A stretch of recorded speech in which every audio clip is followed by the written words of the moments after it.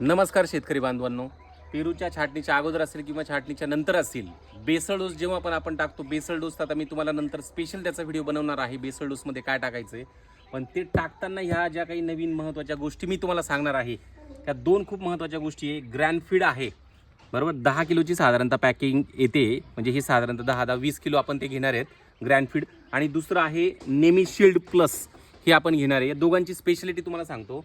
नेमीशिल्ड plus जर म्हटलं तर निमॅटोडसाठी पहिलं असं आहे की जे ग्रॅन्युअल फॉर्ममध्ये असणारी ही टेक्नॉलॉजीने बनवलेले ग्रॅन्युअल फॉर्ममध्ये असणारे हे नेमीशिल्ड निमॅटोडसाठी एकदम बेस्ट ऑर्गॅनिकली काम करतं. आणि बेसल डोस बरोबर जर गेलं तर निमॅटोड असेल तर तो क्लिअर होऊन जातो.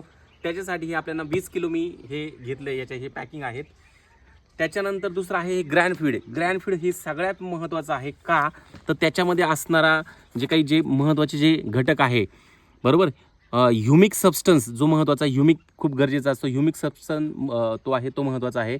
बेंटोनाइट आहे, बरोबर. त्याच्यानंतर ह्युमिक, फुलविक, पीएच बॅलन्सर, या सगळ्या गोष्टी आहे ज्याने सॉईल कंडिशनर आपण ज्याला म्हणूया, आणि त्याच्यामुळे रूट हे चांगले राहतात. हे आपल्याला ग्रॅनफीड घ्यायचे, जेणेकरून झाडांचे रूट जर चांगली राहिली तर ग्रोथ चांगली होणार आहे, बाकीचे अपटेक चांगले होणार आहे. म्हणून हे कॉम्बिनेशन मी बेसल डोस बरोबर घेणार आहे. तर बेसल डोस आपला ऑलरेडी इथे आहे, बरोबर. तर बेसल डोस जो आहे, तर बेसल डोसमध्ये आपण जसं मी सॉईल टेस्टिंग केलं होतं, तुम्हाला दाखवलं होतं. सॉईल टेस्टिंग जे केलं त्याच्या रिपोर्टनुसार ज्या ज्या कमतरता मला होत्या त्याच्यानुसार मी बेसल डोस बनवलेला आहे. त्याच्यात मी DAP घेतलेलं आहे, म्हणजे 18-46 आपण त्याला म्हणूया. इथं आपण 10-26-26 आपण रिकमेंड करायचो, पण N हा आपला होता, पोटॅश आपलं होतं, पण फॉस्फरस कुठेतरी कमी होतं. त्यासाठी आपण ही घेतले, DAP घेतलंय. SOP आपण घेणार आहे, 1 गुण SOP आपण घेणार आहे.